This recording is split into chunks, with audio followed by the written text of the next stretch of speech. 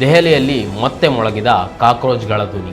ತಟ್ಟೆ ಬಾರಿಸುತ್ತಾ ಗೋ ಪ್ರಧಾನ್ ಗೋ ಘೋಷಣೆ ಕೂಗ್ತಾ ಇರುವ ಕಾಕ್ರೋಚ್ಗಳು.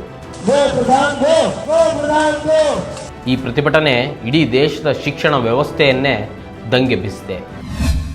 ನಮಸ್ಕಾರ, ಈ ದಿನಕ್ಕೆ ಸ್ವಾಗತ. ನಾನು ಮನೋಜ್ ಆರ್ ಕಂಬಳಿ. ದೆಹಲಿಯ ಐತಿಹಾಸಿಕ ಜಂತರ್ ಮಂತರ್ನಲ್ಲಿ ನಿನ್ನೆ ಕಂಡ ದೃಶ್ಯ ಕೇವಲ ಒಂದು ಪ್ರತಿಭಟನೆಯ ದೃಶ್ಯವಲ್ಲ. ಅದು ಭಾರತದ ಯುವಕರ ಮನಸ್ಸಿನಲ್ಲಿ ವರ್ಷಗಳಿಂದ ಕಟ್ಟಿಕೊಂಡಿದ್ದಂಥ ಕೋಪ, ಹತಾಶೆ, ಅವಮಾನ, ಇನ್ನಷ್ಟು ಕಾಲ ಮೌನವಾಗಿರಬೇಕು ಎಂಬ ಪ್ರಶ್ನೆ ನಿನ್ನೆ ಸ್ಫೋಟಗೊಂಡಿತ್ತು. ಕರೋನಾ ಬಂದಿದ್ದಾಗ ಮೋದಿ ಅವರು ತಟ್ಟೆ ಚಮಚಗಳನ್ನು ಬಾರಿಸಿ ಕರೋನಾ ಹೋಗ್ತದೆ ಅಂತ ಹೇಳಿದ್ದನ್ನು ನಿನ್ನೆ ದೆಹಲಿಯ ಜಂತರ್ ಮಂತರ್ನಲ್ಲಿ ಅದೇ ರೀತಿ ತಟ್ಟೆ ಚಮಚಗಳನ್ನು ಬಾರಿಸುತ್ತಾ ವ್ಯಂಗ್ಯವಾಗಿ ಗೋ ಪ್ರಧಾನ್ ಗೋ ಎಂಬ ಘೋಷಣೆಗಳನ್ನು ಕೂಗುತ್ತಾ ಶಿಕ್ಷಣ ವ್ಯವಸ್ಥೆಯನ್ನು ಹಾಳು ಮಾಡಿದವರಿಗೆ ಹೊಣೆಗಾರಿಕೆ ಇರಬೇಕು ಅಂತ ಆಗ್ರಹಿಸ್ತಾ ಇದ್ರು.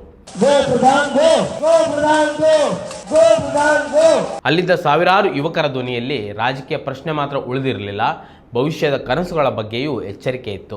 ಇದೇ ಜೂನ್ 20ರಂದು ಕಾಕ್ರೋಚ್ ಜನತಾ ಪಾರ್ಟಿ ಅಂದರೆ CJP ರಾಷ್ಟ್ರೀಯ ಪರೀಕ್ಷಾ ಸಂಸ್ಥೆ ಅಂದರೆ NTA ಕಾರ್ಯವೈಖರಿಯಲ್ಲಿನ ಅಕ್ರಮಗಳ ವಿರುದ್ಧ ಕರೆ ನೀಡಿದಂಥ ಪ್ರತಿಭಟನೆಗೆ ವಿದ್ಯಾರ್ಥಿಗಳು, ಪರೀಕ್ಷಾರ್ಥಿಗಳು, ಯುವಕರು, ಪೋಷಕರು ದೊಡ್ಡ ಸಂಖ್ಯೆಯಲ್ಲಿ ಸೇರ್ಪಡೆಗೊಂಡಿದ್ದರು.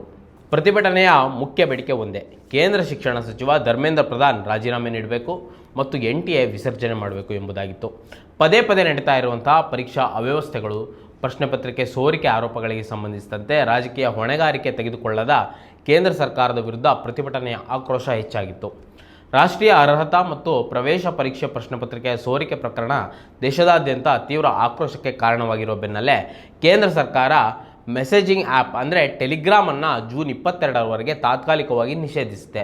ಜೂನ್ 21ರಂದು ನಡೆಯಲಿರುವ ನೀಟ್ ಮರುಪರೀಕ್ಷೆಯ ಸಂದರ್ಭದಲ್ಲಿ ಮತ್ತೊಮ್ಮೆ ಮುಖಭಂಗವಾಗುವುದನ್ನು ತಪ್ಪಿಸಿಕೊಳ್ಳಲು ಮಾಹಿತಿ ತಂತ್ರಜ್ಞಾನ ಸಚಿವಾಲಯವು IT ಕಾಯ್ದೆ ಸೆಕ್ಷನ್ 69A ಅಡಿಯಲ್ಲಿ ಈ ತುರ್ತು ಆದೇಶವನ್ನು ಹೊರಡಿಸಿದೆ. ಇದರ ಮೂಲಕ ಸಮಸ್ಯೆಗಳನ್ನು ಪರಿಹರಿಸುವ ಬದಲು ಭಿನ್ನಾಭಿಪ್ರಾಯಗಳನ್ನು ನಿಗ್ರಹಿಸುವ ಕ್ರಮದಂತೆ ಅಂತ ಪ್ರತಿಭಟನಾಕಾರರು ವ್ಯಂಗ್ಯ ಮಾಡಿದ್ದಾರೆ.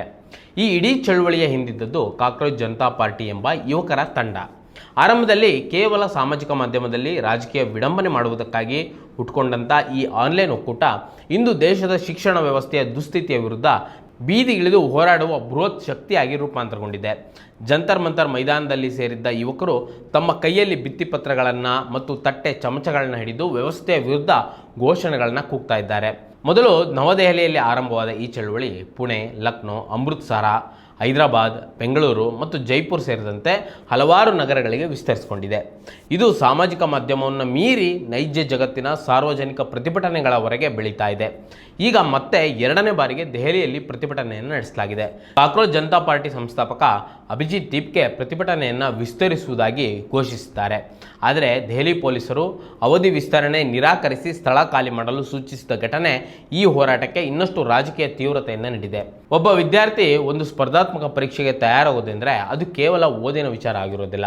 ಅದು ಒಂದು ಕುಟುಂಬದ ಆರ್ಥಿಕ ಹೋರಾಟ, ಮಧ್ಯಮ ವರ್ಗದ ಮನೆಯ ತ್ಯಾಗ, ತಂದೆ ತಾಯಿಯ ನಿರೀಕ್ಷೆ, ಗ್ರಾಮಗಳಿಂದ ನಗರಕ್ಕೆ ಬಂದ ಹುಡುಗ ಅಥವಾ ಹುಡುಗಿಯ ಕನಸು, ಕೋಚಿಂಗ್ ಆಗಿ ಸಾಲ ಮಾಡಿರುವ ಕುಟುಂಬದ ಆತಂಕ, ಇವೆಲ್ಲವೂ ಒಂದು ಪರೀಕ್ಷೆಯ ಹಿಂದಿರುವ ಕನಸುಗಳು.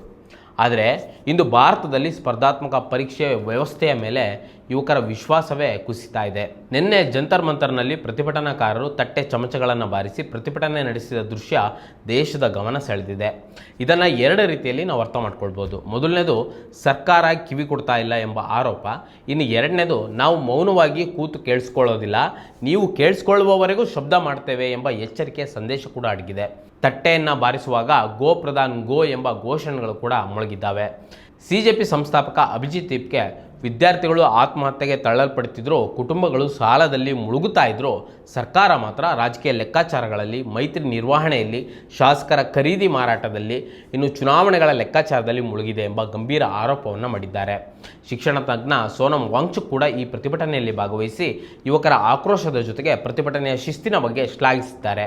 ಇದನ್ನು ಸ್ಥಳೀಯ ಸಮಸ್ಯೆ ಅಥವಾ ಯುವಕರ ಹೋರಾಟ ಮಾತ್ರವಾಗಿ ನೋಡದೆ ಸಾಮೂಹಿಕ ಬೆಂಬಲದಿಂದ ರಾಷ್ಟ್ರವ್ಯಾಪಿ ಜನಚಳುವಳಿ ಆರಂಭವಾಗಬೇಕು ಅಂತ ಕೂಡ ಹೇಳಿದ್ದಾರೆ. ಇದರ ಮೂಲಕ ನಿನ್ನೆ ನಡೆದ ಪ್ರತಿಭಟನೆ ಕೇವಲ ಒಂದು ಪೇಪರ್ ಲೀಕ್ ಪ್ರಶ್ನೆಯಲ್ಲ, ವಿದ್ಯಾರ್ಥಿಗಳ ಮತ್ತು ಯುವಜನರ ಭವಿಷ್ಯವನ್ನು ಯಾರು ರಕ್ಷಿಸುತ್ತಾರೆ ಎಂಬ ಆಕ್ರೋಶದ ಜ್ವಾಲೆಯು ಯುವಕರ ಮನಸ್ಸಿನಲ್ಲಿ ಕಾವೇರಿದೆ. ಇಡೀ ದೇಶದಾದ್ಯಂತ ಪ್ರತಿಭಟನೆಗಳು ನಡೆದು ದೆಹಲಿಯಲ್ಲಿ ಎರಡನೇ ಸಲ CJP ಪ್ರತಿಭಟನೆಯನ್ನು ನಡೆಸ್ತಾ ಇದ್ರೂ ಸರ್ಕಾರ ಮಾತ್ರ ಕಣ್ಣು ಕಾಣದಂತೆ, ಕಿವಿ ಕೇಳದಂತೆ, ಮಾತು ಬಾರದಂತೆ ಮೌನ ವಹಿಸಿದೆ. ದೇಶದ ರಾಜಧಾನಿಯಲ್ಲಿ ಸಾವಿರಾರು ಯುವಕರು ಬೀದಿಗಿಳಿದು ಶಿಕ್ಷಣ ವ್ಯವಸ್ಥೆಯ ವಿರುದ್ಧ ಘೋಷಣೆ ಕೂಗಿ ಶಿಕ್ಷಣ ಸಚಿವ ಧರ್ಮೇಂದ್ರ ಪ್ರಧಾನ್ ರಾಜೀನಾಮೆ ಕೇಳ್ತಾ ಇದ್ರು. ಸರ್ಕಾರ ಪ್ರತಿಕ್ರಿಯೆ ಏನು? ಕನಿಷ್ಠ ಪಕ್ಷ ನೈತಿಕ ಹೊಣೆಗಾರಿಕೆ ಸ್ವೀಕಾರವು ಸರ್ಕಾರಕ್ಕೆ ಇಲ್ಲವಾಯ್ತೆ. ಬದಲಿಗೆ ಪೊಲೀಸರ ಅನುಮತಿಯ ಅವಧಿ ಮುಗಿದಿದೆ ಅಂತ ಹೇಳಿ ಪ್ರತಿಭಟನೆಯನ್ನು ಮುಗಿಸಲು ಮುಂದಾಗಿರೋದು ನಾವಿಲ್ಲಿ ಕಾಣ್ಬೋದಷ್ಟೇ. ಇಲ್ಲಿ ಒಂದು ವಿಷಯವನ್ನು ಸ್ಪಷ್ಟಪಡಿಸ್ಕೊಳ್ಬೇಕು. CJP ಎಂಬ ವೇದಿಕೆಯ ರಾಜಕೀಯ ವಿಧಾನ, ಅದರ ತಂತ್ರ, ಅದರ ನಾಯಕತ್ವ, ಅದರ ಬೇಡಿಕೆಗಳ ರೂಪುರೇಷೆ ಬಗ್ಗೆ ಪ್ರಶ್ನೆಗಳು ಇರಬಹುದು. ಆದರೆ ಅದರ ಹಿಂದಿರುವ ಯುವಕರ ನೋವನ್ನು ನಿರಾಕರಿಸಲು ನಮ್ಗೆ ಯಾರಿಗೂ ಸಾಧ್ಯವಿಲ್ಲ. ಪೇಪರ್ ಲೀಕ್ಗಳು ಗಂಭೀರ ಸಮಸ್ಯೆಯಾಗಿ ಕಾಣೋದಿಲ್ವ ನಿಮಗೆ? ಇನ್ನು ಮಾನಸಿಕ ಒತ್ತಡದಿಂದ 14 ಮಕ್ಕಳು ಸಾವನ್ನಪ್ಪಿದ್ದು ಸಾವಲ್ವೇ? ಪೋಷಕರು ಸಾಲದ ಸುಳಿಯಲ್ಲಿ ಸಿಲುಕಿಲ್ವೇ? ಪರೀಕ್ಷಾ ವ್ಯವಸ್ಥೆಯ ಮೇಲೆ ವಿಶ್ವಾಸ ಕುಸಿದಿಲ್ವೇ? ಕೇಂದ್ರದ ನೀತಿಯಿಂದ ಆದ ನಿರುದ್ಯೋಗ ಯುವಕರ ಮನಸ್ಸಿನಲ್ಲಿ ಆಕ್ರೋಶ ಹುಟ್ಟಿಸಿಲ್ವೇ? ಈ ಎಲ್ಲ ಪ್ರಶ್ನೆಗಳು ಹೌದು ಎಂದಾದರೆ ಸರ್ಕಾರ ತಕ್ಷಣ ಕ್ರಮ ಕೈಗೊಳ್ಳುವುದನ್ನು ಬಿಟ್ಟು ಮೌನ ವಹಿಸಿರೋದ್ಯಾಕೆ? ದೆಹಲಿಯ ಜಂತರ್ ಮಂತರ್ನಲ್ಲಿ ನಿನ್ನೆ ಮೊಳಗಿದ ತಟ್ಟೆ ಚಮಚದ ಶಬ್ದವನ್ನು ಕೆಲವರು ವ್ಯಂಗ್ಯವಾಗಿ ನೋಡ್ಬೋದು. ಕೆಲವರು ಅದನ್ನು ಸೋಷಿಯಲ್ ಮೀಡಿಯಾಕ್ಕಾಗಿ ನಡೆಸಿದ ಪ್ರತಿಭಟನೆ ಅಂತ ತಳ್ಳಾಕ್ಬೋದು. ಆದರೆ ಆ ಶಬ್ದದೊಳಗೆ ಒಂದು ದೇಶದ ಯುವಕರ ಅಸಹನೆ ಇದೆ. ಪರೀಕ್ಷಾ ಹಾಲ್ನಲ್ಲಿ ಕುಳಿತ ವಿದ್ಯಾರ್ಥಿಗಳ ಆತಂಕ ಇದೆ. ಸಾಲ ಮಾಡಿ ಮಗ ಅಥವಾ ಮಗಳನ್ನು ಕೋಚಿಂಗ್ಗೆ ಕಳುಹಿಸಿದ ತಂದೆ ತಾಯಿಗಳ ಮೌನ ವೇದನೆ ಇದೆ. ಈ ಬಾರಿ ಏನಾದರೂ ಆಗಬೇಕು ಅಂತ ವರ್ಷಗಳಿಂದ ಓದ್ತಾ ಇರುವ ವಿದ್ಯಾರ್ಥಿಯ ನಿರೀಕ್ಷೆ ಇದೆ. ನಮ್ಮ ಜೀವನಕ್ಕೆ ಬೆಲೆ ಇಲ್ವೇ ಎಂಬ ಪ್ರಶ್ನೆಯೂ ಇದೆ. ಕೆಲವು ವರದಿಗಳ ಪ್ರಕಾರ ನೀಟ್ ಪರೀಕ್ಷೆಯ ಪ್ರಶ್ನೆ ಪತ್ರಿಕೆ ಸೋರಿಕೆಯಿಂದ ನೊಂದು ಆತ್ಮಹತ್ಯೆ ಮಾಡಿಕೊಂಡ ವಿದ್ಯಾರ್ಥಿಗಳ ಕುಟುಂಬಗಳಿಗೆ 1 ಕೋಟಿ ಪರಿಹಾರ ನೀಡಬೇಕು ಎಂಬ ಬೇಡಿಕೆಯನ್ನು CJP ಮುಂದಿಟ್ಟಿದೆ. ಒಟ್ಟಿನಲ್ಲಿ ಈ ಪ್ರತಿಭಟನೆ ಕೇವಲ ಒಂದು ದಿನದ ರಾಜಕೀಯ ಶೋ ಅಲ್ಲ, ಪರೀಕ್ಷಾ ವ್ಯವಸ್ಥೆಯ ಮೇಲಿನ ಯುವಕರ ಕೋಪ, ನಿರಾಶೆ, ಹತಾಶೆ ಮತ್ತು ಹೊಣೆಗಾರಿಕೆಯ ಒತ್ತಾಯವೂ ಆಗಿದೆ. ವೀಕ್ಷಕರೇ, ಈ ವಿಡಿಯೋದ ಕುರಿತು ನಿಮಗೆ ಅನ್ನಿಸ್ತು ಕಮೆಂಟ್ ಮಾಡಿ ತಿಳಿಸಿ. ಮತ್ತು ಇದೇ ರೀತಿ ಸಾಕಷ್ಟು ವಿಡಿಯೋಗಳಿಗೆ ನಮ್ಮ ಈದಿನ.com ಯೂಟ್ಯೂಬ್ ಚಾನಲ್ನ ಸಬ್ಸ್ಕ್ರೈಬ್ ಮಾಡಿ ಮತ್ತು ನಮ್ಮನ್ನು ಬೆಂಬಲಿಸಿ. ನಮಸ್ಕಾರ.